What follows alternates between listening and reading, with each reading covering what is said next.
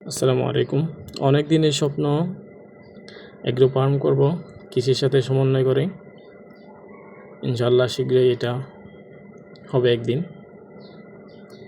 আজকে দেখাবো আমাদের বাড়ির কৃষি জমি এবং গৃহপালিত গবাদি পশুগুলো। এটা মূলত একটা মিষ্টি কুমড়া ক্ষেত, এখনও বড় হয় নাই, ছোট ছোট চারা পরিচর্যা করা হচ্ছে। সাথে গোবর সার ইউজ করা হচ্ছে, কারণ এই গোবর সার গাছ প্রসারিত করতে, গাছ বড় করতে, মোটা তাজা করতে সহায়তা করে। এজন্য গরুর গোবর ব্যবহার করা হচ্ছে। এরপর চলে আসলাম আমার বাগানে, শখের বাগানে। আলহামদুলিল্লাহ, মাশাআল্লাহ, আল্লাহর নিয়ামত, লেবু গাছের থোকা থোকাই লেবু ধরছে। বাগানে আসার মূল উদ্দেশ্য হচ্ছে খেজুর গাছ রোপণ করা, একজনের উপহার। 4টা খেজুর গাছ।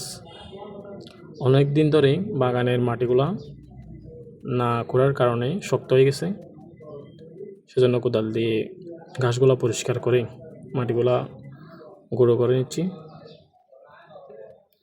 অনেক দিন না করার কারণে শক্ত হয়ে গেছে। একটা একটা করে সব করে নিলাম। দেখুন, পাশে আনারস গাছ আছে, লেবু গাছ আছে। আব্বু লাল আলু চাষের জন্য আলু চারা রোপণ করে রাখছে। পরবর্তী ওখান থেকে উঠাই খেতে চাষ করা হবে। এরপর মাটিগুলা গুঁড়া করে কিছু শুকনো গোবর সার ব্যবহার করলাম, যেহেতু শিকড় নিতে সহায়তা করবে গোবর। আপনারা জানেন, বর্ষার মাঝে যে রোদটা পড়ে সেটা প্রচণ্ড, একদম খাড়া রোদ হয়। সেজন্য যেহেতু নতুন গাছ, আমি গাছের চারপাশে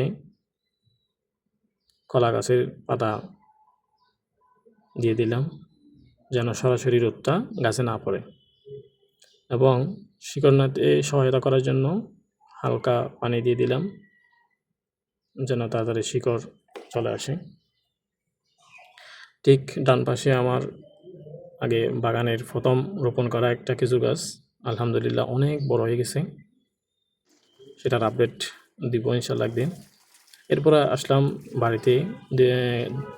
দিনে বিদ্যুৎ না থাকার কারণে গরুকে গোসল করাতে পারি নাই, এই জন্য মাগরিবের পরে গরুকে গোসল করাই দিলাম 2 জন মিলে।